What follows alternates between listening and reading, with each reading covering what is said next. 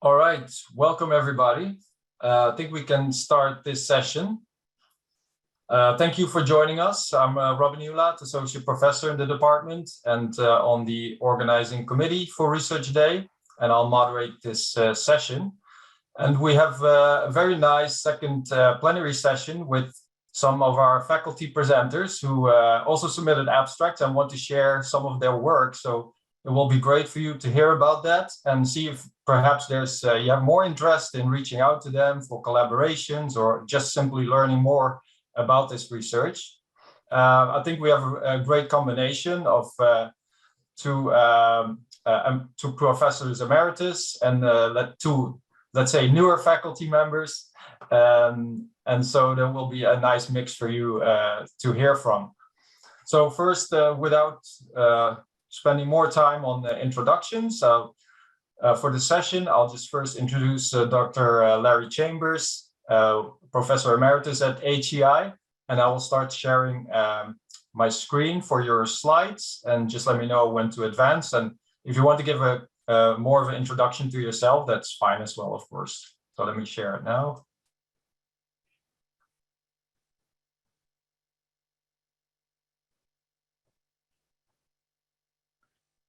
Just a second.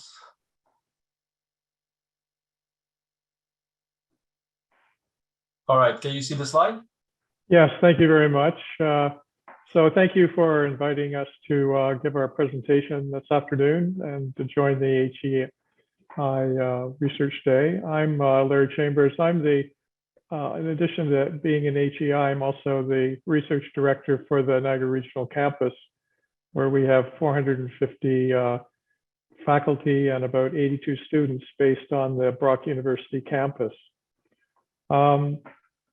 Next slide, please. So we've become very interested in how we can improve our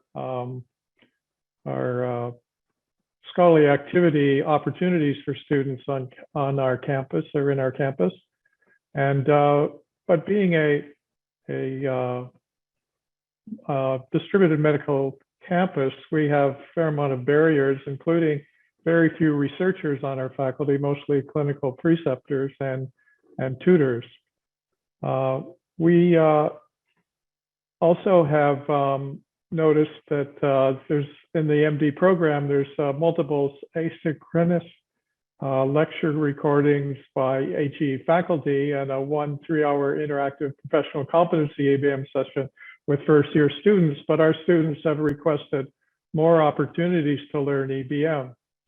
So the way we've approached this is that we involve students in the planning implementation of a series on EBM, trying to be adaptable and emphasizing interactive faculty learner sessions relevant to clinical practice, using multifaceted learning approaches and evaluations. We're also trying to factor in related issues related to resources, feasibility, and preference of learners.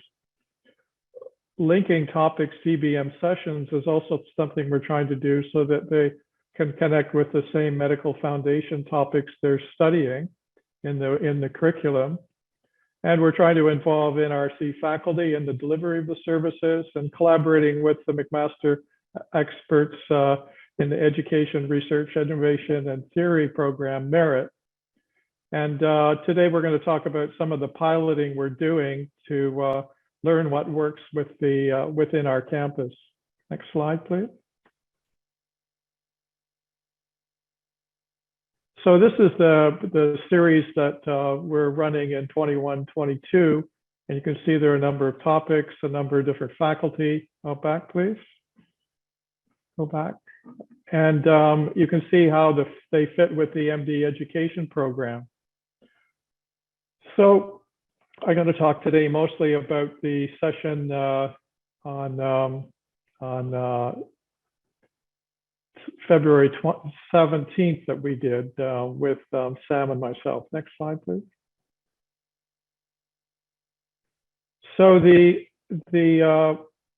sessions, one of the things we've really tried to do is do the whole session in an hour and be very specific about what our learning objectives are, which are listed here on the right. And the idea is that most of the students will be having some information about EBM. Some will be really very skilled and others won't know hardly anything. And so we decided these were 4 objectives, learning objectives, that we should try to achieve in the 1 hour we have. And on the left-hand side, you see some of the things we did, pre and post questionnaire, which we're going to talk about today, the results, and the fact we presented for 30 minutes and we had chats throughout and 2 questions in the middle to give a chance for student interaction. And then 20 minutes of the 1 hour session on student discussions with the faculty. Next slide, please. So what we did was use education design principles of facilitation, individualization, reinforcement, relevance, and feedback to think about how we do this. We selected times in the curriculum where they weren't as busy. Medical students are very, very busy, as you know. We put together a promotional poster talking about a clinical scenario that we would be talking about, pictures and a little bio about each of us. And then we also had the NRC communications group advertised to try to improve attendance at the session. Next slide, please.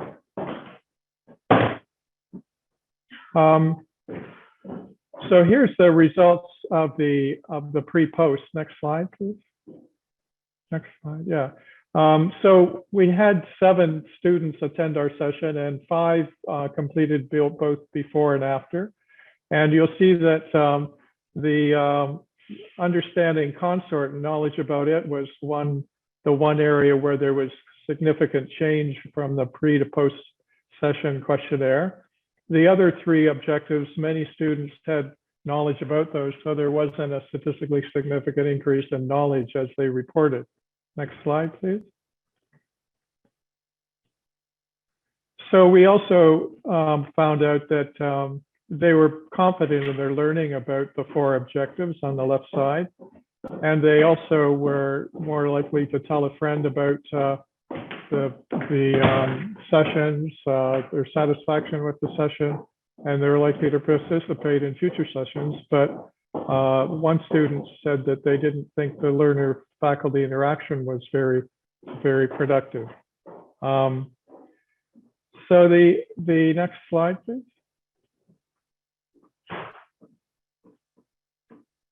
So all the students used up to date in their question about, you know, what was the place where they usually went for evidence, and the other types of back please, thank you. The other options we gave them were the Cochrane Collaboration, the WHO Treatment Guidelines, Dynamed, ACP Journal Club, and NICE, but none of them mentioned it. And another student said they would have liked to have analyses of high quality versus famous but flawed studies discussed. Next slide. So what we have concluded then is that there's variables knowledge starting points for the students. The virtual format may have resulted in a different approach or different results than if we'd been face to face. And the attendance was not as good as we thought it might be, but we had 15 students attending the previous 4 sessions of the 82 students on campus. What we want to do in the future is to think about how we can involve these sessions amongst clinical preceptors and tutors in the Niagara region, so that students have more opportunity to learn about EBM. We're also looking at exploring other learning formats than the one we used in this session. And we're using the experience of other groups who have studied extensively the best ways to teach EBM, and we're trying to learn from that literature as well. And the next slide, the last slide. This is based on a systematic review that was done of different tools that are used and ways to evaluate EBM. And we've been looking at a few of the tools on the left, the Berlin, the Fresno, and the ACE. And you can see across the top the different outcome domains that you might evaluate in a EBM session. And as you just heard, we focused mostly on on knowledge acquisition by just having self-reports of students, but there are many other ways we can do that. For example, administering these questionnaires that are listed on the left. So that's our story, and I don't know how much time I took, but I'll take questions now, and thank you for giving us the opportunity to talk about this.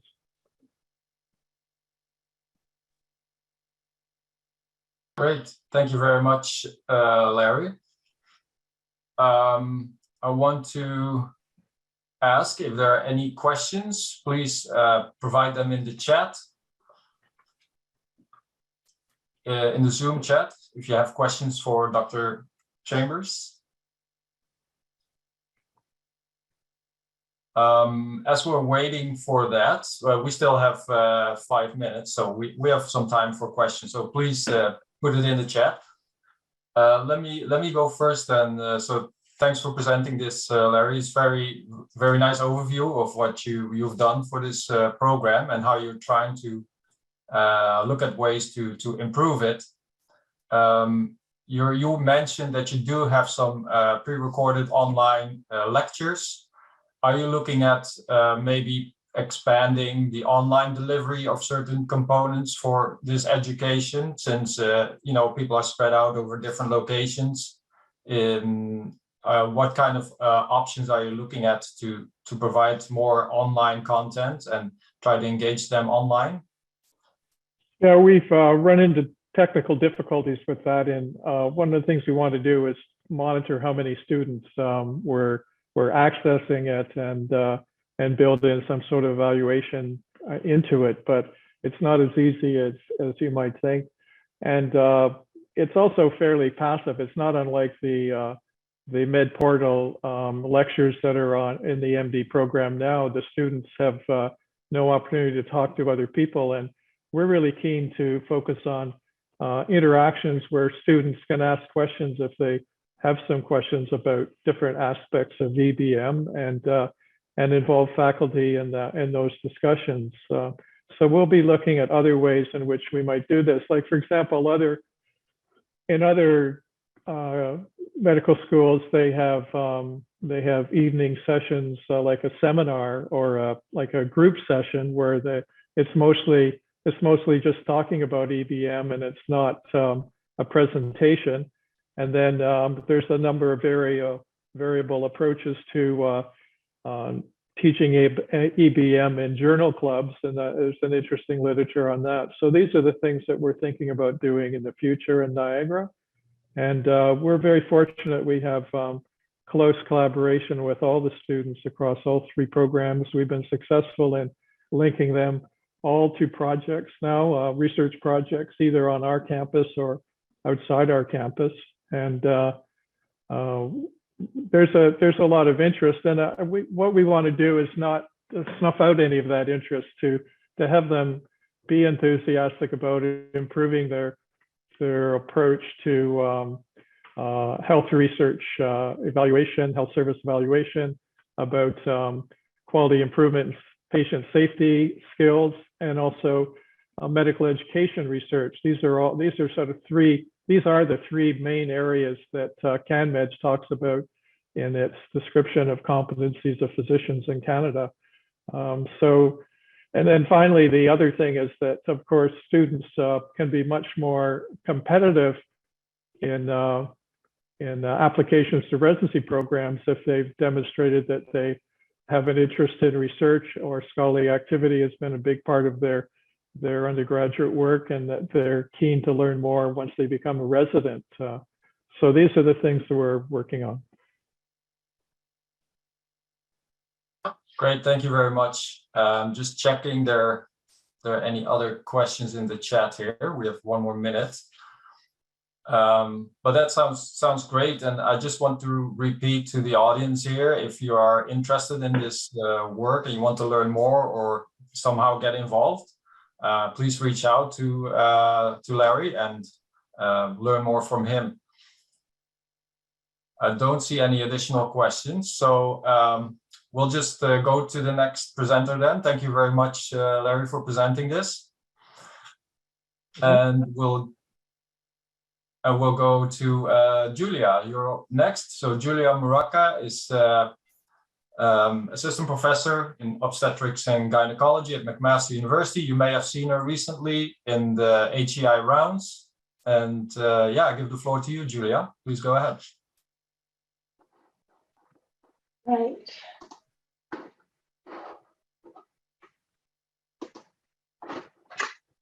Thank you so much for coming to the talk today. I'm going to talk about some outcome-based paradigms to inform optimal intervention rates. And I'll be doing so with an example of estimating cesarean delivery rate targets. I have no conflict of interest to declare. So the rise in cesarean delivery rates over the last 3 decades has been a prolific topic in the obstetric and public health communities, among others, really, and much discussion has been shared about what constitutes a cesarean delivery rate that is too high or too low, with really little consensus on acceptable targets. So in 1985, the WHO affirmed that there is no justification for any population to have cesarean delivery rates higher than 10 to 15%. Now, while this rate is clearly historical, you'd be surprised how commonly cited it is when talking about target cesarean delivery rates. And although no formal rationale or evidence was ever provided to support this statement, the recommendation was ostensibly based on the prevalent cesarean delivery rates in the Nordic countries at the time, which had the lowest perinatal mortality rates globally. Now, since then, there's been a handful of ecologic studies aimed to understand the relationship between cesarean delivery rates with maternal and perinatal mortality rates. Now, ecological studies are particularly useful, a really good tool to quantify outcome-based intervention benchmarks when an RCT is infeasible or when ethical issues preclude experimentation, which is often the case in pregnancy. And this is because they are less vulnerable to confounding by indication than individual level analyses. And so this systematic review, it reviewed the ecological studies that had been conducted thus far in an effort to really get closer to that evidence-based estimation of an optimal cesarean delivery rate at the population level. And so they found 8 ecologic studies analyzing cesarean delivery rates with mortality rates, so maternal, neonatal, infant mortality, and stillbirth. And they found that there was a threshold for the inverse ecologic relationship between cesarean delivery and mortality outcomes. So as cesarean delivery rates increased, these mortality rates decreased up to a threshold between 9 and 16%, after which there was no benefit of having higher cesarean delivery rates. And so they concluded that, particularly in high-income countries, the ecological associations between cesarean delivery rates and relevant morbidity outcomes need to be evaluated before we can draw more definite conclusions at the population level about optimal cesarean delivery rates. And this is particularly because for maternal mortality, for example, rates are very low, and morbidity is now the indicator of maternal health quality, more so than maternal mortality. So the objective of our analyses in these projects were to quantify the relationship between the cesarean delivery rate and maternal and perinatal morbidity. And so when considering how to approach the question about optimal outcome-informed cesarean delivery rates, it really makes sense to consider these rates rather than among the entire obstetric population, among subgroups of the population stratified by risk profile. So to this end, we use this Robson classification, which is a WHO-endorsed standard for assessing, monitoring, and comparing cesarean delivery rates to stratify the obstetric population. And so the groups created by this stratification scheme are regarded as prognostically homogeneous with regard to the risk of cesarean delivery. And this classification system is, I guess, a classic example of using stratification to control for confounding. So we obtained information on all live births and intrapartum stillbirths at greater or equal to 22 weeks gestation between the years 2000 and 2016 in Sweden using their National Medical Birth Register, and in British Columbia using the BC Perinatal Database Registry, both which contain information on over 99% of deliveries in each respective population. And we excluded antepartum stillbirths and infants with congenital anomalies in these analyses. As for statistical analyses, we used ecological Poisson regression. So our unit of analysis or our unit of observation was not individual deliveries, it was an aggregate institution year. So for example, Mumsy in 2017 or St. Joe's in 2002. The main independent variable was the rate of cesarean delivery. Our dependent variables or primary outcomes were severe maternal morbidity, which I'll refer to as SMM, and severe perinatal morbidity and mortality, which I'll call SPMM. We included the number of deliveries in each hospital as the offset. And because there are important determinants of cesarean delivery rates that aren't integrated into that Robson scheme, we adjusted for a number of them, including maternal age, maternal pre-pregnancy BMI, chronic hypertension, pre-existing diabetes, preeclampsia, smoking during pregnancy, epidural anesthesia, infant birth weight, hospital delivery volume, and year of delivery. And these associations between cesarean delivery rate and SMM and SPMM were tested for nonlinearity using the likelihood ratio test. And we compared the model with only the linear term to the model with a linear term and some cubic spline terms, and we plotted the relationships using restricted cubic spline. So our two primary outcomes were severe maternal morbidity and severe perinatal morbidity and mortality. And these are validated composites of unexpected pregnancy-associated maternal and perinatal outcomes that result in severe illness, prolonged hospitalization, long-term disability, or high case fatality. And in the SPMM outcome includes fatality. So onto the results, we had 1,342 institution year units included in our analyses, which included over 2.2 million deliveries. And these were 782 institution year units in Sweden and 560 in British Columbia. Our overall rate of cesarean delivery in the population was 21.7%. And the rate of SMM was 11 per thousand deliveries and SPMM 9.2 per thousand births. Now I'll share the results of the regression analyses in some of the largest groups as well as those with some of the largest contribution to the cesarean delivery rate. So here we see the results in Robson Group 1, which includes low-risk women delivering for the first time.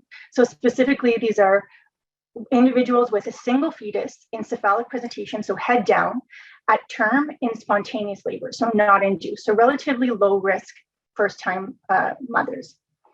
And so the table on the left shows us that the rate of cesarean delivery in this group was 11.8%. We can see on the graph that the cesarean delivery rate ranged from 5 to 35%. We see that the SMM rate was 12 per thousand overall. And the LRT p-values indicate a significant nonlinear relationship between that cesarean delivery rate and the SMM rate in this group, which is illustrated in this figure on the right. So I'll orient you to these plots because you're about to see a few of them. The cesarean delivery rate is on the x-axis and the predicted adjusted rate of SMM is on the y-axis. The solid line is the regression estimate and the 95% confidence intervals in that teal colored shading. And the red dashed horizontal line indicates the adjusted mean rate of SMM. So in this group, we see a cesarean delivery rate of 7% is associated with the highest rates of SMM at 13.5 per thousand. And that this rate decreases to 11 per thousand at cesarean delivery rates of 10%. And beyond that 10% point, there's no change in SMM and it remains stable between 10 and 13 per thousand. Now, when we looked at SPMM in this group, we saw that the SPMM rate was 7.4 per thousand births, and we found a significant linear relationship such that a 1% increase in cesarean delivery was associated with a 1.06 relative decrease in SPMM. Now, we're moving on to these analyses in group 3. And so this represents individuals who have at least one previous vaginal delivery, no previous cesarean deliveries, and a single cephalic, so a head down fetus at term, again with spontaneous labor. So this is, again, a very low risk group. So it's not surprising to find a low cesarean delivery rate in this group of 1.9% and a low SMM rate of 5.4 per thousand relatively. And in this group, we found a strong positive linear relationship between cesarean delivery rate and SMM rates. So here we see a 1% absolute increase in cesarean delivery was associated with the 12% relative increase in SMM. But when we looked at SPMM in this group, there was no significant association between that cesarean delivery rate and severe perinatal morbidity and mortality. Now, lastly, I'll show you these results in group 5, which is an important group because these are individuals with a previous cesarean delivery. And this is the largest, the group that is contributing largely to increases in the cesarean delivery rate of late, and kind of the fastest growing group in terms of increases in cesarean delivery. And we see that in this group, the rate of cesarean delivery was 58.4%. And in the graph, we see this ranged from 20% to 90%. And the SMM rate was 14.5 per thousand. And we found this inverse linear relationship between cesarean delivery rate, whereby a 1% increase in cesarean delivery corresponded to a 1.3 relative decrease in SMM. And we found almost the exact same relationship with SPMM, with a 1.3% relative decrease in SPMM, with that 1% increase in cesarean delivery. So what we found was that this relationship between cesarean delivery and SMM and SPMM varied by Robson group, and that declines in the cesarean delivery rate aren't universally correlated with better short-term maternal and perinatal outcomes. So this suggests that that one overall rate of cesarean delivery that is suggested could actually increase morbidity and mortality in subgroups of individuals. And often, as we see in this table, the cesarean delivery rate was not at all associated with severe morbidity outcomes. There were several limitations to these analyses. Firstly, of course, secondary analysis of large admin data. We are subject to many data misclassifications, although those registries have been, the accuracy of the data in those registries have been found to be very high. And secondly, of course, we're open to, there's likely residual confounding due to a variety of factors that we couldn't measure, some that are clearly associated with model of care being midwifery versus OB-led models of care in the different environments that lead to differences in important variables like duration of labor. We were only able to look at short-term outcomes, so we need to think about how we can factor in downstream effects of cesarean delivery when considering these targets. And the feature of ecological studies that have really brought the study design into disrepute is the ecological fallacy. But despite the danger of this fallacy, these studies can really be especially useful in assessing intended intervention effects because of their relative immunity from confounding by indication, and that may outweigh the ecological fallacy. So these ecologic outcome-based paradigms may not comprehensively inform optimal intervention rates, but they can provide an important piece of the puzzle when these rates are difficult to estimate with experimental study designs. And as far as the optimal rate of cesarean delivery, I just wonder, really perhaps the real question is who should decide what the optimal cesarean delivery rate should be? Is it the WHO, obstetricians, midwives, or should it be informed individuals with the autonomy to decide individually? And should we really even continue to espouse cesarean delivery rate benchmarks, or should we be shifting the narrative to focusing on well-being of mother and baby, regardless of mode of delivery? We can discuss. Thank you for your attention. I want to acknowledge my co-authors and my funding, and I look forward to your questions. Great, thank you, Giulia. That's a lot of great information, large data sets to comprehend. Again, attendees, please, if you have a question you want to ask to Giulia, put it in the chat. We should have time for one or two. As we're waiting for that, let me just ask something, Giulia, to better understand the results, perhaps, because you have so many different groups for the Robson classification.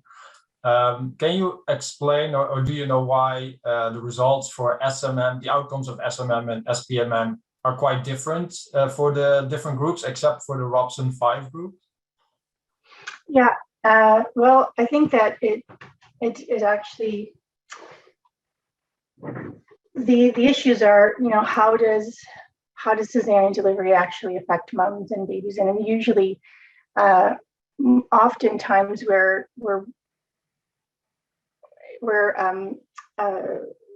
intervening with a cesarean delivery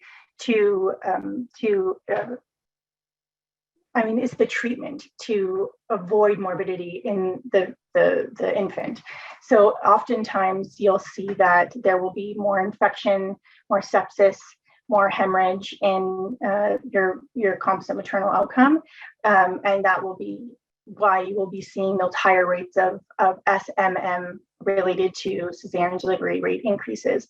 Whereas in the SPMM group, so when we're looking at the infants, you're going to be seeing that there's going to be less results of things like asphyxia, because those infants need cesarean delivery to be able to, they're not doing well and they're in fetal distress, and they'll need cesarean delivery to improve their status. So I think that it's not always true that we see that those results are different between mom and baby. So you see that in group 5, and you also see that in some of the malpresentation groups and some of the breech delivery groups as well.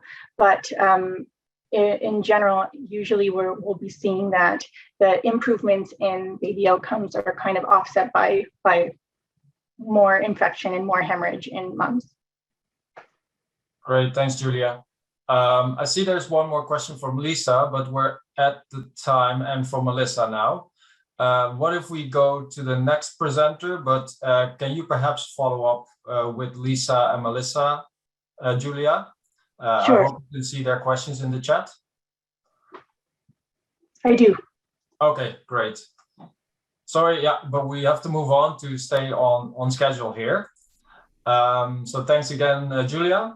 Next, we'll go to Stephen Walter, Professor Emeritus at HEI, well known to many of us. And I'll give the floor to you, Stephen. Okay, thank you very much. You can see my slides, I hope. Can you see my slides? Okay, good. Yes. All right, so as the title suggests here, we've identified what seems to be a problem with the conventional wisdom of how we weight studies in meta-analysis. So I hope this comes as shocking news to you, but we also have good news in that we think we've solved the problem. So this slide is actually the box called What is New in a paper that we have under review. You might be able to guess which journal from that format, but this will tell you basically everything I'm going to say in the next few minutes. So the standard method, which I'll describe in a minute, to weight studies in meta-analysis we found to be biased, and unfortunately this leads to some adverse effects, including overconfidence in the results. But we, and by that I mean myself and Dr. Balakrishnan from MathStats, we think we have a fix for this with a simple correction factor that eliminates the bias. And by doing so, we get back to unbiased estimation of the treatment effect and also have maximum precision. And naturally, we recommend that this be routinely adopted. So I'm going to go over the methodology fairly quickly, and in the simplest possible case, I'll mention some of the other ones at the end if we have time. Imagine that we're just first of all looking at a single study with a continuous variable, and for the treatment effect we're interested in the difference in the means, the mean outcome between treated and control group, for example. And the variance of that estimate is given here, where we need an estimate of sigma squared, where for simplicity I've assumed that we have homogeneous variances, so we can just assume the same variance within each of the two treatment groups. And we need an estimate of that as well, and what we usually do is just take the pooled data-based estimate, S squared pooled. So that should be straightforward. When we come to meta-analysis, we do much the same thing, except now we have a treatment estimate delta from each of the studies involved in the meta-analysis, and we weight them with these W's, where the weights are the inverse variance, and the idea of that is to give you maximum precision of the overall treatment effect. So we need an estimate of this weight, and that weight is shown here. So we need something to plug in here for sigma squared. We know N1 and N2, we presume. So the big problem is here, we want this weight W as this function, but unfortunately, if we just plug in S squared for sigma squared there, we don't get the right value on average. This is a biased estimate. And why is that? Well, it's because although the S squared is a valid and unbiased estimate of sigma squared, when you take the reciprocal, that's no longer true. And so in other words, the expectation of the reciprocal is not the same as the reciprocal of the expectation. And this is sort of basic stats 101, but people apparently haven't recognized this particular problem, and they continue just to shove in the S squared into here without recognizing that there's an issue. So we talk about risk of bias when we're doing meta-analyses. In this particular case, I don't think we need any sort of scale. We know from this result that the risk of bias is actually 100%. So be afraid. However, we think we've solved this particular problem fairly easily, because by using some theory, which I don't have time to go into, we found that the expected value of this sample-based estimate of the reciprocal variance is equal to this, which is quite a simple function just to the total sample size. And so this in effect gives us a correction factor that we can use to apply to the usual estimate and get back to unbiasedness. Now, how does this work out in practice? I'll show you a number of examples. This first one here is a very small meta-analysis with 2 studies on PKU with a high and low diet. So we have the study sizes here, 16 and 16, and then a particularly small one, 4 and 5. And it turns out that the weights of these are 73% for the larger study, 26% for the smaller study. But when we correct the bias, we find that the weight for each one goes down a bit, because we have actually overweighted each study, and the relative overweight changes as well. So in particular, study 2, the small one, it was previously overweighted by 40%. And so there's a little adjustment here in the relative weight that goes into the calculation of the overall treatment effect. And these are the treatment effects for those 2 studies. And if we look then at the effect on the final results, these are the corrected values for the treatment effect, the variance and the corresponding standard error. And the bias corrected values, we see that there's been a small change in the treatment effect, so perhaps not too troublesome. But the big news here is a 30% change in the variance. So we have to inflate the variance by that much. And this is a rather busy slide. I'll just let your eyes drift over this, but this is a sort of ad hoc selection of meta-analyses with relatively small numbers of studies, but up to 5 here, on various areas of medical specialty. And you'll see if we look down this column showing the effect size, they're generally quite small, although they don't have to be. We can construct examples where the changes can be quite large. You'll notice here there is one where the go up as a result of this adjustment. But once again, here is grossly underestimated in quite a few of these studies, which means that the calculation of confidence intervals gives us the intervals being too short previously, and also our statistical significance will be overestimated. In other words, we'll be saying it's too significant compared to what it actually is. So further developments, we're still working on this, and what I showed you here is based on continuous variables with homogeneous variances. We already have a solution for the heterogeneous variances case, which is somewhat similar but a bit more algebra to it, and we're working out the adjustments for other types of data. Obviously binary data is very important very frequently in meta-analyses, and also survival analysis type of data. So we're still working on that to get some explicit results and see how they matter in practice. So in conclusion, just to review again, the old method, the standard method, which has been in textbooks and in the Cochrane recommendations for many, many years, seems to suggest a method that biases the weights of all studies, overweighting them, particularly those with small samples. And that gives you overconfidence in the result because the treatment effect variance is then too small. Corrected the problem and prove that analytically, and we recommend that this be routinely adopted as a correction factor. And in this case, for continuous data with homogeneous variances, very simple correction. All you have to do is divide the study weights that you got before by this number 1 + 2 / n - 4. And once again, of course, that's most important for small studies. If it's a large study, the last part of that essentially goes away and the correction really doesn't matter. So I think that's it.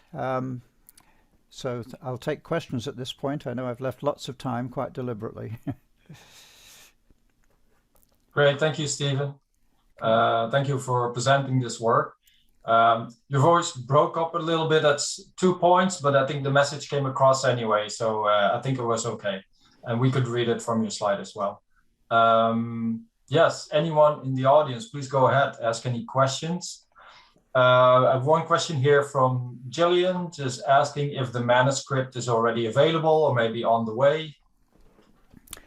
The answer to that is we've submitted and we're waiting for reviews. So if you're particularly interested, I could send it to you, but it would have to be in confidence at this point.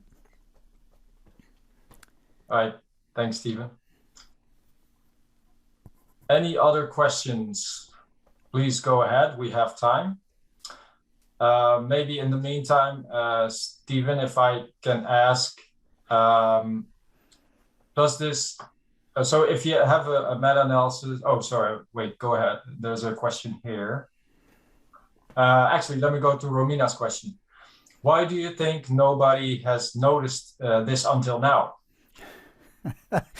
That's an extremely good question and one we've asked.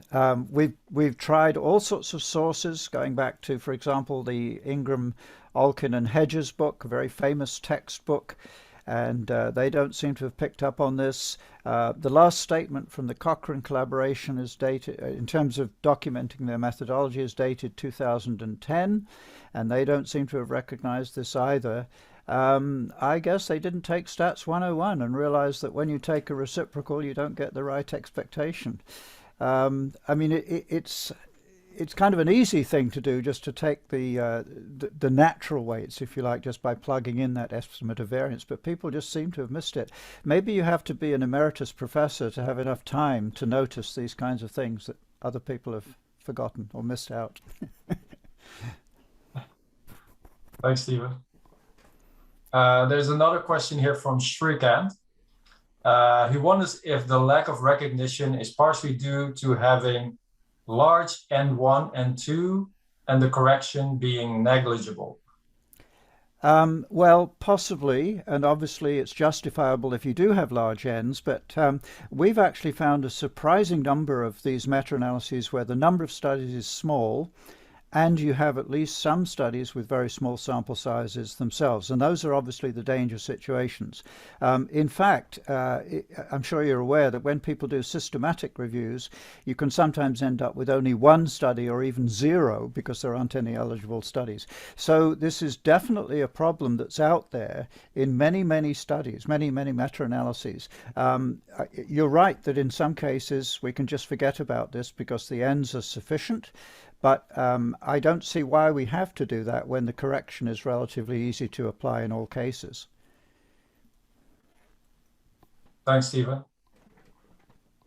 I don't see additional questions yet. Okay, can I ask, have you been in touch with Cochrane people who may have worked on those sections in the handbook? Well, I also see another question from Emily Vella. Will this be corrected in RevMan? Obviously, one of our targets is going to be to get Cochrane to change this. We have not made an approach to them at this point because we decided the better strategy would be to get it peer-reviewed first and then go to them with this information. Plus, we're working out all these other cases, and we may want to go to them with a complete package of all these corrections that are required, because some of them look very different and would need to be coded into RevMan and elsewhere, of course. Great. Thanks, Stephen. Just looking if there are any other questions. So I just want to mention, I mean, you deliberately kept some time for feedback and questions. I know you would probably like to get more feedback even afterwards. So I want to encourage everyone to reach out to Stephen and maybe ask more questions, continue this discussion, and perhaps even collaborate. Well, I could ask a question of everyone else, which is when we were looking for small meta-analyses with small number of studies, we didn't find an automated way to do that. We just had to sort of troll through and find them in a very ad hoc way. So if somebody's got a neat way to interrogate the Cochrane collaboration database in that sort of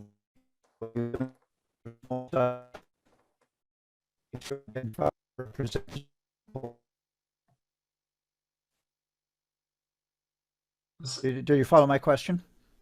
Sorry, Stephen, you broke up there. I'm sorry, I don't know why. Okay, I just said that when we were looking for examples, we had to just look one by one, essentially, at meta-analyses and finding out how many studies they had. We didn't have an automated way to actually interrogate the database to find a better selection of those studies. So if somebody has a suggestion on how to do that, that would be great. Okay, great. Thanks, Stephen. So everyone noted, and please reach out to Stephen. All right, thank you very much for this presentation. And then we'll go to the last presentation of this session from Stefan Schandelmaier.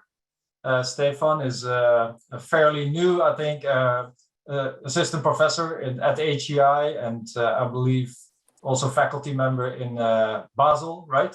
Am I correct, Stefan? That's right. Please go ahead. Hi, everybody. Thanks, Robby. It's a pleasure to be here. Thanks for having me. For those of you who don't know me, I completed a PhD at the department in 2019 with Gordon, and then went back to Switzerland, Basel, where I came from. And in my PhD, we developed methods guidance. And what we did is an instrument for assessing the credibility of effect modification analysis. Another word for that is subgroup analysis. And that's one example of methods guidance. That's the subtype guidance for credibility assessment. And there are other types of methods guidance. And that's another example. There's also methods guidance for planning research. For instance, that's the Delta 2 guidance for sample size calculations for randomized controlled trial. There's also methods guidance for the conduct of studies. Here's an example that's methods guidance for the conduct of mixed method systematic reviews. And there's guidance for analysis, of course.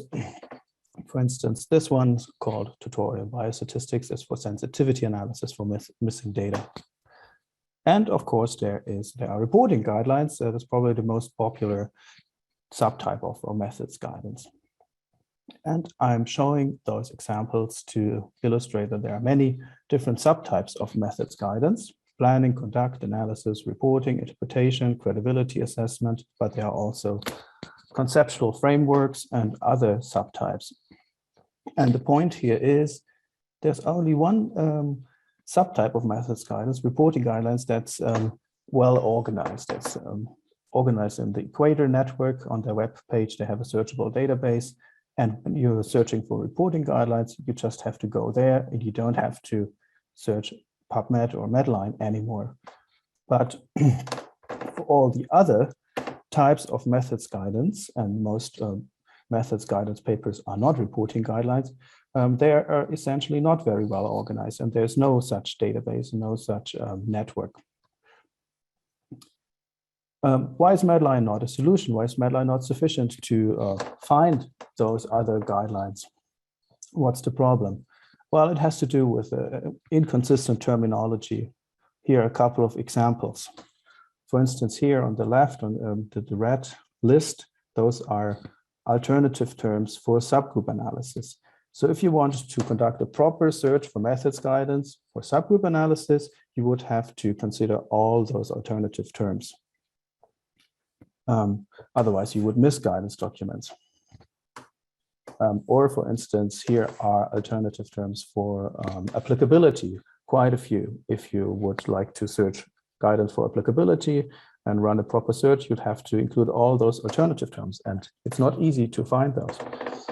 Or here on the right side, that comes from a paper that's going to be published soon in JCE, those are alternative terms for methods guidance that we identified. I think it was 36 alternative terms by looking at 105 guidelines. So quite inconsistent. Usually Medline does provide a solution for this. It's called the mesh terms. It's a controlled vocabulary, which does synonym mapping.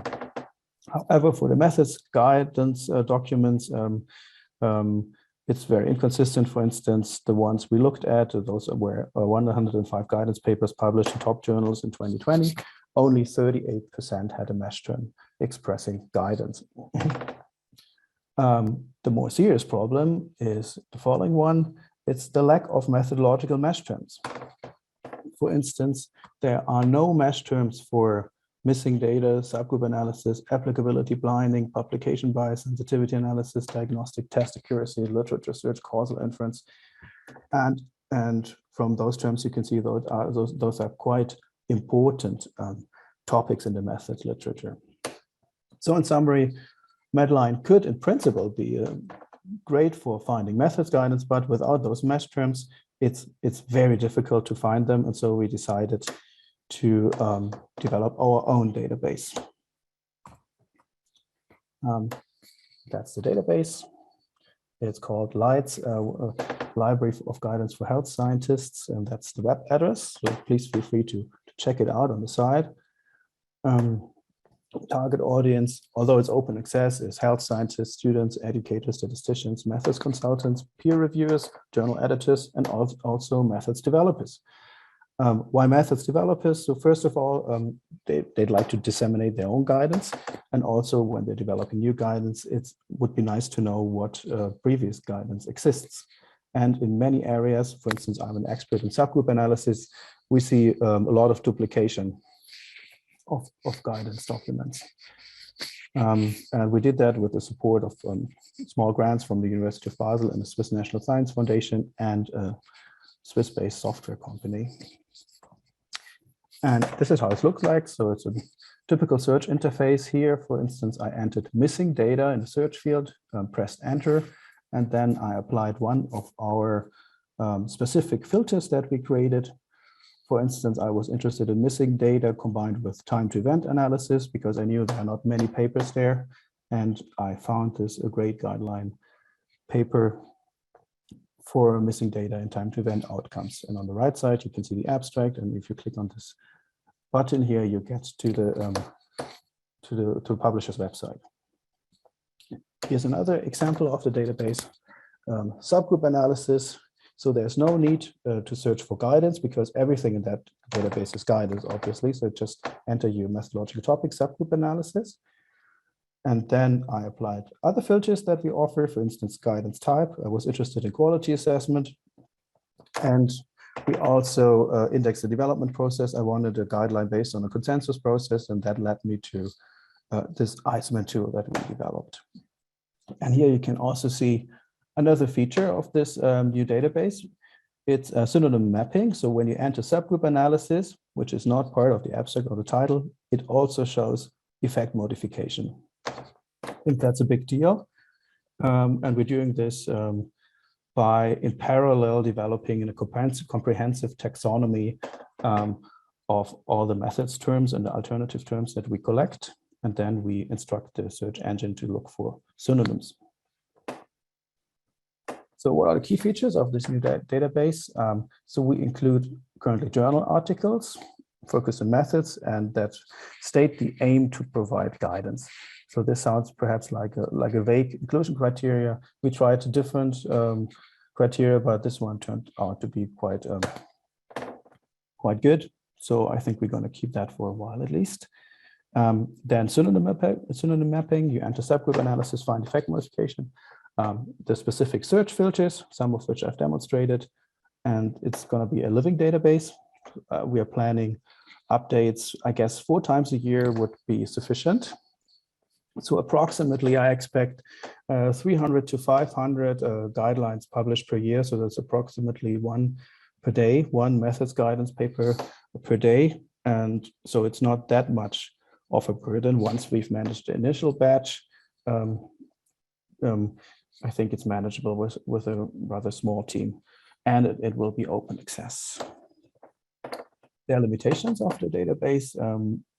There is arbitrariness and eligibility criteria and our indexing process. And I mean terms, the indexing terms that we choose. But I'm afraid there's no other way because there are no definitions of methods guidance or subtypes. So we have to suggest some. And in fact, that's a research need to establish definitions. There are no standards for developing reporting methods guidance, leading to a high heterogeneity in formats and styles and forcing us to make more judgment. It's also a research need to develop those standards, and there's no taxonomy of methodological topics, and we're already working on that. Another limitation is that the current collection is a bit selective, and that's because the systematic search, so running the typical search strategy and apply it to Medline over all journals, is currently not possible because we get a million hits, and it's way too inefficient. So what we do right now is we start with the top journals. So we include all methods guidance from BMJ, all methods guidance from JCE, all methods guidance from trials or statistics in medicine. So we go journal by journal, but only selected a group of journals, and that's a research need. So we want to try machine learning next and see whether it helps us make our search more efficient. Another limitation is quality criteria. So currently, Lights does not tell the user whether it's a good guideline or not a very good guideline, and there's also a lack of criteria. What is a good methods guidance? We don't know. So that's another research need. Perhaps the last limitation is textbooks are not included. Textbooks are sometimes also very important sources for methods guidance, but we decided to not include them in Lights, at least not for now, because it would greatly complicate everything, because textbooks are organized in a completely different way and are much broader in scope. If anything, then we would include textbook chapters, but we cannot really search for textbook chapters. So maybe that's something for the future. So our next steps are to refine the search strategy, add methods guidance from the regulatory authorities like FDA, EMR, and possibly others. Why that? In the industry world, those guidelines, FDA, EMR, are much more important than the academic guidelines. So I think it would be nice to have them side by side in a common database to connect those two worlds. Another step would be to make the taxonomy accessible, because as I've mentioned earlier, there's no collection of synonyms. Would be nice to have a systematic taxonomy. I think more correctly would be a thesaurus of all the synonyms for all the methods topics. And this is what is slowly evolving. I guess it will take us about another year before we reach some saturation there, and then would be nice to make it accessible. And of course, we are very much interested in user feedback, and you are invited. So please check out this database for your own area of expertise. See whether the guidelines you think are very important are included. If not, I'd be very grateful if you send me an email, maybe attach the guideline, and so we can include it. Yeah, feel free to provide any feedback. So that's my presentation for this new project. Here are my collaborators. Their names are also on the website. Again, here's the web address and my email for feedback. Thanks. Thanks very much, Stefan. Great presentation, and great to make those first steps towards a one-stop shop for methodologists, ideally. We have two questions already in the chat. One from Stephen. Can your methods be used in application to the methods of individual studies, not just guidance documents? Stephen, I don't understand the questions. I'm sorry. Maybe you want to clarify, Stephen? Sure. Okay. I think this is a very great idea if it could be used to identify studies where they have particular methodological features. For example, I mean, randomization's easy, but what about other aspects? If you wanted to find all the trials that had used survival analysis, for example, those things are not easily captured with Medline. So it sounds a bit similar to the problem you've looked at. All right. So yeah, I guess that's something for the future. So what would certainly help is this taxonomy. Currently, that's a large spreadsheet with all the synonyms, and that could be a resource for librarians or information specialists who are designing specific searches. And so that would be an indirect way of helping that. Our system does not directly apply to Medline or studies there. Thanks, Stefan. We'll take one more question from Wojtek. He says it's a really nice resource. Is there a plan to allow user submissions or suggestions through the site? Yes. Hi, Wojtek. Great question. We really welcome that because at the moment, I sometimes call it prototype or beta version. So everything is there. We have our eligibility criteria, but we really want to avoid that it's our selection of methods guidance. So we welcome any suggestions of methods guidance collections if you have already one, or even individual papers. On the website, there are also links how to send it to us. There's an email address, and you can also use this one. Thanks, Stefan. Yeah, indeed. Anyone with suggestions, questions, please contact Stefan or check out the lights.science website. Yeah, thanks, Stefan, for presenting that. A great project, and we'll be curious to follow that, how the website develops and get good methodological guidance in one place. That's great. Okay, we're at the end of this session. I want to thank all 4 presenters for presenting your work here. I know it's not a whole lot of time to ask questions. So again, anyone who's interested in learning more, please reach out to the presenters. And the other thing I want to mention is that now we have a break of about 15 minutes. Please check out the posters if you haven't done it yet, and vote for, give your number 1, 2, and 3 in terms of the poster award, the Enkin Award. So there's a survey link in the lobby where you can vote for the posters. And also after the break, we'll have 3 more concurrent oral abstract sessions. So we'll hope to see you there. So thanks everyone for joining.